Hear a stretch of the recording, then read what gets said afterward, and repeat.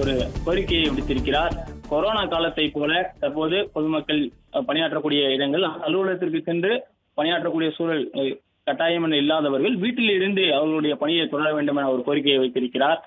மேற்காசிய போர் பதற்றத்தால் கச்சா எண்ணெய் விலை கடுமையாக அதிகரிப்பது எனவும் தேசத்தின் நலன் கருதி கொரோனா காலத்தை போல ஒர்க் ஃப்ரம் ஹோமை அதிகப்படுத்த வேண்டும் எனவும் பிரதமர் நரேந்திர மோடி ஒரு கோரிக்கையை முன்வைத்திருக்கிறார். எரிபொருள் பயன்பாட்டை குறைக்க ஒர்க் ஃப்ரம் ஹோம் முறையை தொழிலகங்கள் அதிகப்படுத்த வேண்டும் எனவும் ஒர்க் ஃப்ரம் ஹோம் போன்ற முறைகள் மூலம் எரிபொருள் பயன்பாடு குறையும், இதன் மூலம் பெட்ரோல் டீசல் விலை கட்டுக்குள் இருக்கும் எனவும் பிரதமர் நரேந்திர மோடி அவர்கள் ஒரு அறிவுரை வழங்கியிருக்கிறார். எரிபொருள் பயன்பாட்டை குறைக்க ஆன்லைன் மீட்டிங்கை அதிகப்படுத்த வேண்டும் எனவும் பஸ், ரயில் போன்ற பொது போக்குவரத்தையும் பப்ளிக் டிரான்ஸ்போர்ட், எலக்ட்ரிக் வாகனங்கள், வெஹிக்கிள்ஸ் பயன்பாட்டை அதிகப்படுத்த வேண்டும் எனவும் பிரதமர் நரேந்திர மோடி அவர்கள் ஒரு கோரிக்கை வைத்திருக்கிறார். மேற்காசிய போர் பதற்றத்தின் காரணமாக கச்சா எண்ணெய் விலை கடுமையாக அதிகரித்து வருகிறது எனவும் பொது போக்குவரத்தை மக்கள் பயன்படுத்த வேண்டும் எனவும் நேரடியாக அலுவலகத்திற்கு சென்று பணியாற்ற வேண்டிய கட்டாயம் இல்லாத நபர்கள் வீட்டிலிருந்தே ஒர்க் ஃப்ரம் ஹோம் முறையில் பணியை ஏற்ற வேண்டும் என சொல்லியிருக்கிறார்.